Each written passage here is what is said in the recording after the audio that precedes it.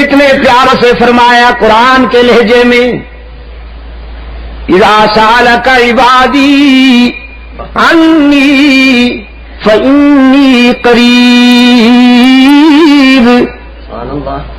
میرے پیغمبر آپ سے جب میرے بندے میرا پتہ پوچھیں کہ اللہ کو ملنا ہے کہاں ملے گا، رب العالمین نے فرمایا محبوبم انہیں بتا دیجئے کہ انی قریب، میں تو تمہارے قریب رہتا ہوں۔ الہ العالمین کتنا قریب ہے تو، تجھ سے ملنے کے لیے کتنے سالوں کے سفر کی تیاری کریں، کتنے مہینوں کے سفر کی تیاری کریں۔ قرآن پاک نے فرمایا رب العالمین سے ملنے کے لیے سالوں مہینوں ہفتوں کے سفر کی تیاری کی ضرورت نہیں۔ نحن اقرب الیہ من حبل الورید، میں تو تمہاری رگ حیات سے بھی زیادہ قریب ہوں۔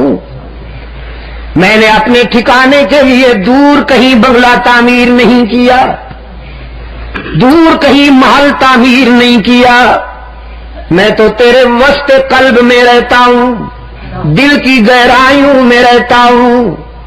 دل کے آئینے میں ہے تصویر یار، جب ذرا گردن جھکائی دیکھ لی، جب اتنا قریب ہوں ادعونی استجب لکم، تو پھر مجھے پکارا کرو نا، میں تمہاری دعا و پکار سننے کے لیے ہر وقت تیار ہوتا ہوں۔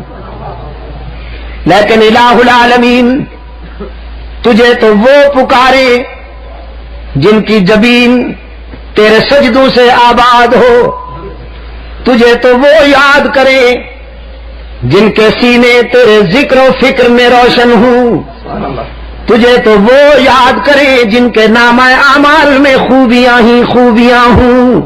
نعرہ تکبیر، تجھے تو علامہ سید عبد المجید ندی، مجلس تحفظ حقوق اہل سنت والجماعت پاکستان، تجھے تو صدیق اکبر جیسے عاشق رسول پکارے، تجھے تو فاروق اعظم جیسے روشن ضمیر یاد کریں، تجھے تو عثمان ابن عفان جیسے جلیل القدر رضاکاران مصطفیٰ یاد کریں، تجھے تو علی المرتضیٰ جیسے مجاہد شب خیز عابد شب زندہ دار یاد کریں۔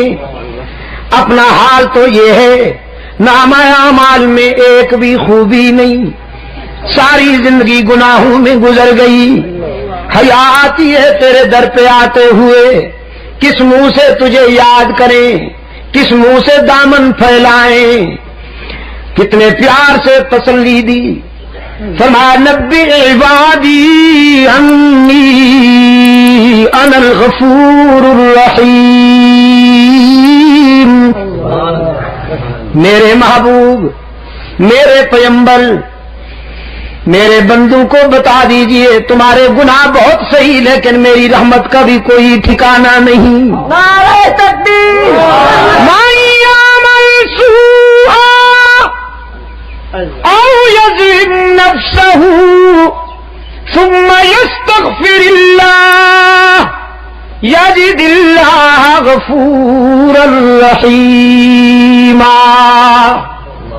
جس نے بہت گناہ کیے ہوں، زندگی کے سفر میں قدم قدم پہ ٹھوکر کھائی ہو، لیکن جب شرمندہ ہو کر میرے در پہ آئے گا تو مجھے غضبناک نہیں پائے گا، مہربان پائے گا۔